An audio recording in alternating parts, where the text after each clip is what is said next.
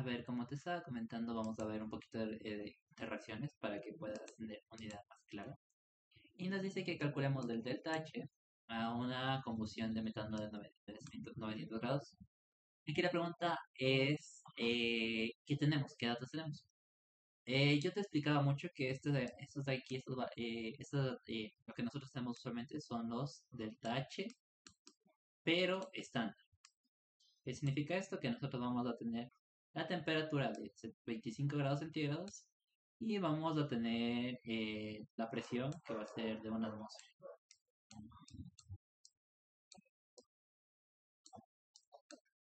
Entonces, eso es principalmente lo que vamos a tener ahorita. Vamos a tener una presión de una atmósfera y nada más. Entonces, la duda aquí es saber qué debemos hacer. Tenemos la reacción 900 grados centígrados, la tenemos a 25 grados centígrados, tenemos los datos a 25 grados centígrados. Así que lo más óptimo en este caso sería hacer un enfriamiento. Entonces nuestro delta H1, que va a ser recibido aquí, ese delta H1, va a corresponder a un enfriamiento. Luego, en este punto de acá es donde va a producirse realmente la reacción, es decir, de este punto a este punto se va a producir la reacción. Y este va a ser nuestro delta H2, que lo tenemos aquí. Y de ese punto a ese punto se va a producir una tercera, bueno, aquí es un poco diferente, porque aquí pasemos de reactivos, los reactivos se van a enfriar. De aquí se va a producir la reacción, obviamente. Y de la reacción, aquí los productos, ya se habrán formado los productos, y los productos se van a calentar hacia la temperatura que nos interesa. Y este va a ser nuestro delta H3. Espero que lo estés viendo.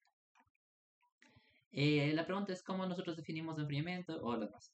Entonces, nuestro delta H1 va a ser igual a la sumatoria del calor que se requiere para que se enfríen mis reactivos. En este caso, ¿cuál sería mi temperatura 1? Mi temperatura 1 pues sería de aquí hasta acá abajo. Entonces sería mi temperatura 1. Entonces mi temperatura 2 sería 25 grados centígrados. Entonces este de aquí sería 900 y este de aquí sería 25. Ahora mi delta H2 es el de reacción. Yo les explicaba cuáles eran las entalpías de reacción, que era la fórmula de el número de moles multiplicado por la entalpía de formación estándar que la encuentran en tablas, de las tablas que yo les había mandado, que les mandé la doc, menos la sumatoria del número de moles por la entalpía de formación, pero ahora de los productos. Y finalmente el delta H3 que les comentaba que era el de calentamiento, que me dice que es el de los productos elevado de la temperatura 2 a una temperatura 1. En este caso tengo temperatura 2 porque vamos a 25 grados centígrados, que es mi temperatura 2, hacia una temperatura 1, que es la de los 900 grados que nos interesa. Bueno, aquí ya había resuelto el ejercicio, lo había resuelto únicamente con los valores constantes, pero ustedes deberían ocupar los valores, las coeficientes A, B, y C para el metano. Una vez que yo he hecho esto, lo que queda es simplemente reemplazar los datos. Aquí, por ejemplo, tengo los valores correspondientes al metano, que obviamente necesito.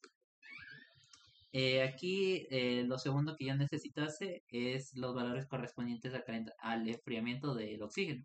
Entonces aquí tenemos, no miento, estos son este es el calor que yo requiero de enfriamiento del oxígeno y es el valor que yo requiero del metano.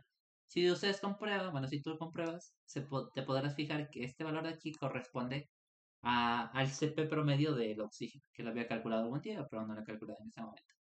Y con eso reemplazando, tú ya tienes tu delta H1. Lo importante es que tú te memorices esto, bueno, que aprendas de estos pasos, no que te los memorices, sino que aprendas. Y con eso ya tenemos nuestro primer resultado que nos interesaba. Ahora nos interesa el segundo. En el segundo nos dice que tenemos un delta H2, ¿cierto? Que en cambio es el de reacción. Entonces, un mol que es la que se está formando de CO2, ¿cierto? Que se multiplica por su entalpía estándar, dos moléculas de agua por su entalpía de formación estándar, dos moléculas de oxígeno por su entalpía de formación estándar, que recuerden que es cero, porque los valores más constantes de oxígeno son igual a cero. Una menos una mol, recuerden que esto estamos en los reactivos ahorita, menos una mol que tenemos de metano por su correspondiente entalpía de formación. Y eso nos da un correspondiente resultado que lo tenemos aquí. Entonces sería nuestra delta H2. Finalmente nosotros tenemos nuestra delta H3 que es del de calentamiento. Vamos a ir de una temperatura baja a una temperatura alta. Y al reemplazar nuestros datos vamos a ver que se requiere vamos a tener los diferentes componentes. Que aquí en este caso nosotros estamos trabajando con los del CO2 y con los del agua. Al nosotros reemplazar y despejar, tenemos nuestro delta H3 y nosotros el último paso para sacar nuestra entropía de reacción, la de a 900 grados centígrados, creo que era. Sí, a 900 grados centígrados, nos daría que esto es igual a menos 813 punto 219 kilojoules.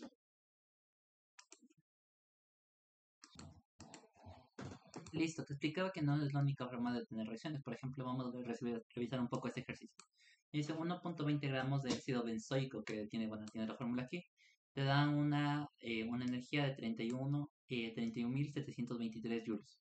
Solo 1.20 gramos, por si acaso, cuando se presenta en exceso de oxígeno.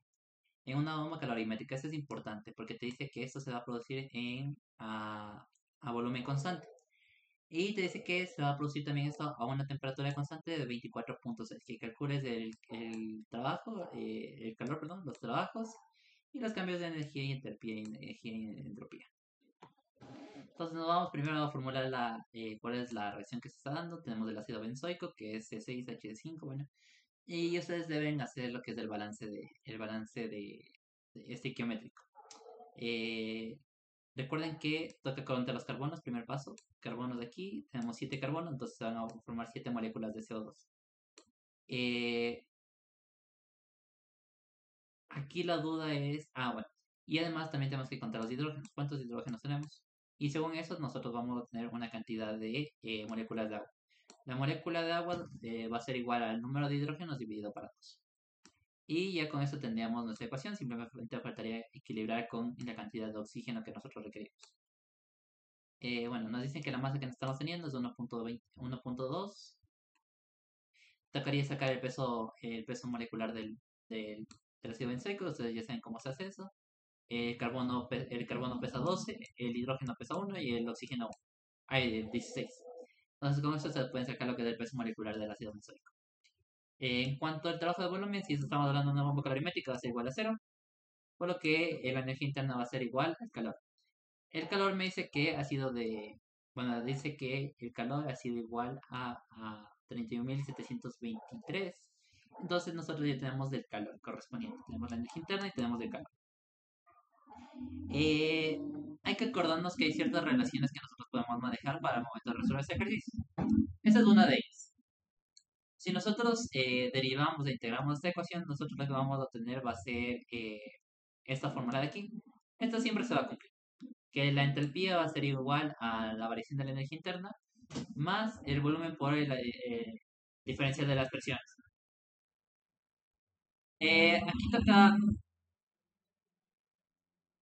Aquí lo que tocaría ver es que podemos hacer un reemplazo.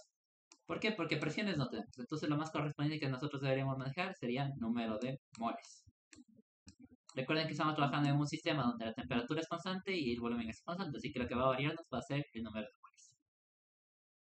moles. Si nosotros reemplazamos esto, nos vamos a fijar que el volumen se está simplificando, RT se puede sacar factor común y nos quedaría esto N2 menos N1. N1. Lo que vendría a ser igual a delta N,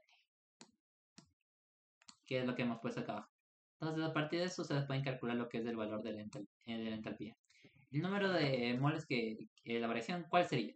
Sería el número de moles que se están produciendo, ¿cierto? Menos el número de moles que se están reaccionando. Entonces, vamos a ver. Para eso nosotros, para poder sacar el número de moles, nosotros deberíamos saber cuántos moles de ácido benzoico estamos manejando. Así que dividimos la masa que tenemos para el peso molecular, dándonos que las moles de ácido benzoico que se han quemado ha sido 0.0098 mol. Nosotros podemos ocupar las relaciones estequiométricas. ¿Cuántos moles se consumen por mol? Yo me fijo que para cada mol de ácido benzoico yo requiero 15 medios de moles de oxígeno. Lo mismo acá. Para cada mol de ácido benzoico se producen 7 moles de SO2 y para cada mol de ácido benzoico se producen 3 de H2. Entonces yo ocupo esas relaciones para sacar mis cálculos, que son los que yo tengo aquí. Entonces, todo esto yo voy a multiplicar y voy a tener entonces los moles de cada compuesto. que son de O2, de CO2 y de H2O. Al hacer esto yo tengo un número correspondiente a los moles que yo necesito, que se van a producir y se van a consumir. Entonces, ¿cuáles son los que se están consumiendo? Yo tengo que sumar el número de moles del CO2 más el número de moles de agua. Eso me va a dar un valor de 0.098 moles. Ahora, ¿cuántos están reaccionando? Yo tengo 0.74 mol, que son las de oxígeno, más 0.98, que son 0.0098, que son las de oxígeno. Y estas serían mis moles que han reaccionado. Entonces, si yo me voy a mi fórmula de delta N, voy a tener que el número de moles que se han producido menos el número de moles que se han consumido es de 0.014 mol. Ahora yo puedo reemplazar esta en mi fórmula y voy a tener finalmente cuánto es mi valor de entropía. Para sacar mi entropía es sumamente sencillo, recordando que esta, a encontrarse con valor de temperatura constante al momento de integrar, va a tener que delta ds, que delta ds es igual a, al calor sobre la temperatura, porque yo puedo sacar la temperatura del integral. Entonces, como yo tengo el calor, lo único que me faltaría sería calcular el calor sobre la temperatura. Finalmente, eso me va a dar un resultado que la variación de la entropía ha sido de 103.6 joules sobre Kelvin.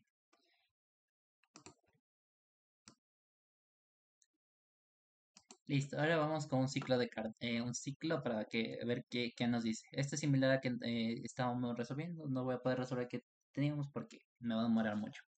Así que vamos a ver. Nos dice 1 kilogramo de aire. Esto es súper importante. El aire, recuerden que es una mezcla de gases, todo eso. Pero bueno. Nos dice un ciclo termodinámico en un motor alternativo cilindro-pistón que consiste en los siguientes pasos. Esto es importante, así que vamos viviendo. Proceso de 1 o 2, vamos definiendo de dónde es 1 o 2. Nos dice que es presión constante, así que vamos a ver qué es el proceso isobárico, es decir, esta línea de acá. Déjate la dibujo con otro color para que sea más fácil de distinguir. Es esta acá. Listo. Entonces, nos dice que es la presión de un cuarto bar, entonces no hay problema. Dice que el volumen es de 0.28 y que la energía es de menos 10.5 joules. Entonces estamos hablando que esto de aquí va a ser una expansión, fíjate. Eso es lo que te comentaba. Si esto es positivo, entonces hablamos de una compresión. Si esto es negativo, hablamos de una... miento. Si esto es negativo, hablamos de una expansión. Si este es positivo, hablamos de una compresión. Ahora sí, vamos con el proceso de 2 a 3. El proceso de 3 me dice que es con PV constante. PV constante, como ya te había explicado, se refiere a que este va a ser un proceso de temperatura constante, es decir, va a ser un proceso isotérmico. Por eso es que me dice que del punto 2 al punto 3 es igual a... del punto 3 y el punto 2 van a tener una energía interna igual. Es decir, que energía 3, energía 2 van a ser iguales. ¿Por qué? Porque esto significa que delta H, perdón, delta U. Recuerda que esto es con respecto a los procesos termodinámicos. Delta U es igual, entonces, delta U de 2 a 3 ha sido igual a 0. Esto porque hablamos de un proceso isotérmico.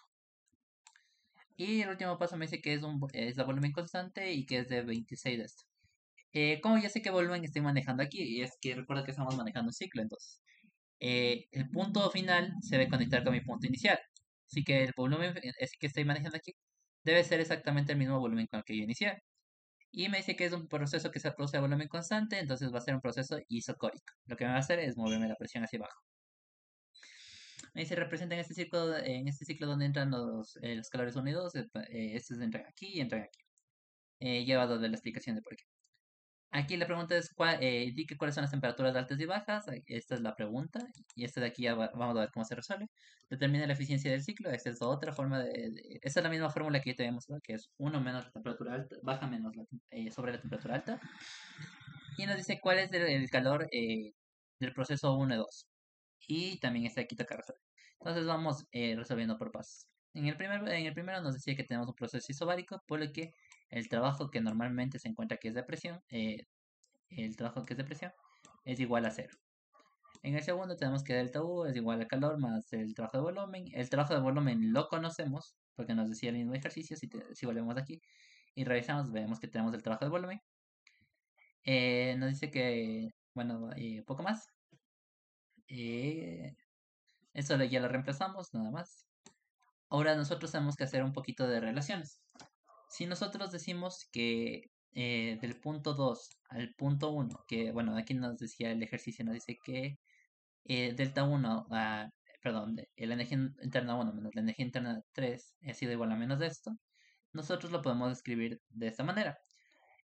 O podemos multiplicar por un signo negativo, lo que nos diría que la energía interna del punto 2 al punto uno ha sido igual a 26.000 punto esto.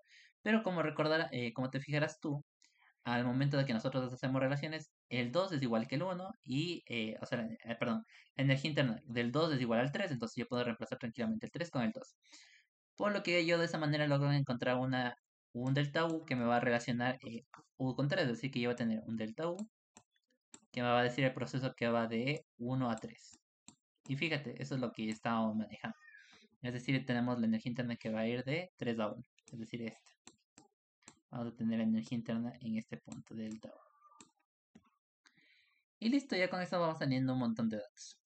Entonces, si yo ya tengo eso, este valor que yo tenía aquí, este que acabo de calcular, yo me doy cuenta que es el que yo tengo acá. Yo me doy cuenta que este valor es el que tengo acá. Entonces yo con esto ya tengo este valor y este valor. Entonces, ¿qué me queda? Simplemente reemplazar. Y fíjate, ya con esto he logrado calcular el calor número 1, que es el que me ha preguntado dónde entra el calor. Y como me doy cuenta, de 1 a 2 entra calor, entonces es de ahí. Eh, ya, listo. Entonces aquí podemos ocupar otras relaciones para nosotros encontrar otros datos. Por ejemplo, nosotros ya sabemos este dato de aquí que nos da el ejercicio mismo. Si no lo recuerdo desde el de aquí. Y también tenemos el volumen que estaba manejando mi, mi gas, que me dicen que en ese caso era de 0.8 metros cúbicos por kilogramo. Pero como estoy manejando un kilogramo, pues serían 280 litros.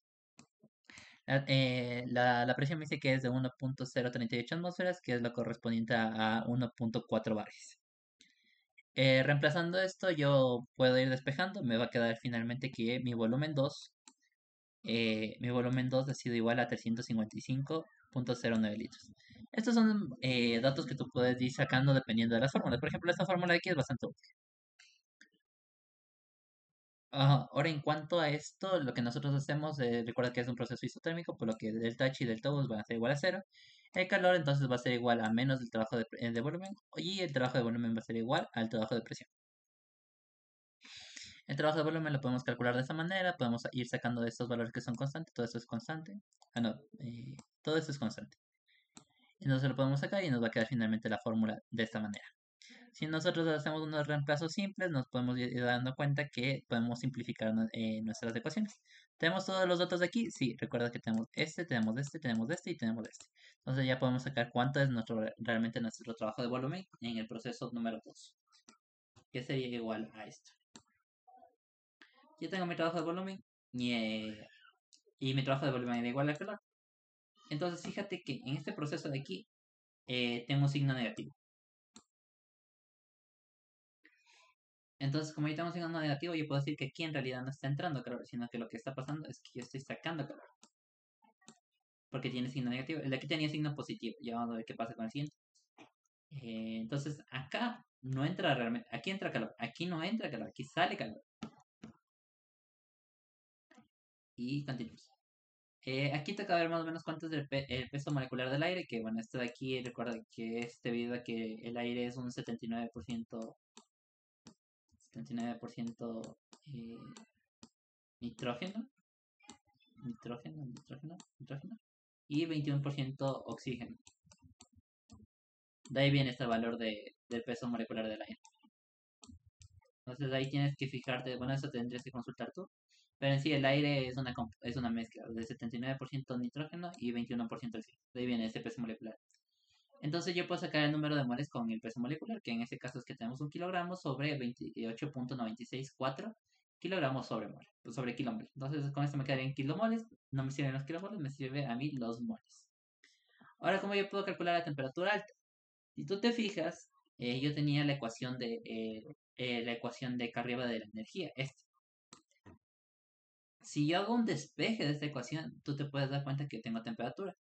Al momento que yo despejo la temperatura, ¿qué pasa? Ya directamente tengo todos los datos necesarios para yo poder calcular la temperatura alta. Entonces, ya con esto yo he tenido la temperatura alta. Entonces, como te das cuenta, no es tan complicado ir sacando los datos, simplemente es cosa de ir ordenándolos. Ahora acá abajo, ¿qué es lo último que me queda? Me toca ver si aquí entra calor o sale calor. En este caso, por ejemplo, era el mismo calor que estaba saliendo, entonces aquí está saliendo calor. Entonces, aquí depende mucho de cómo tú le quieras considerar.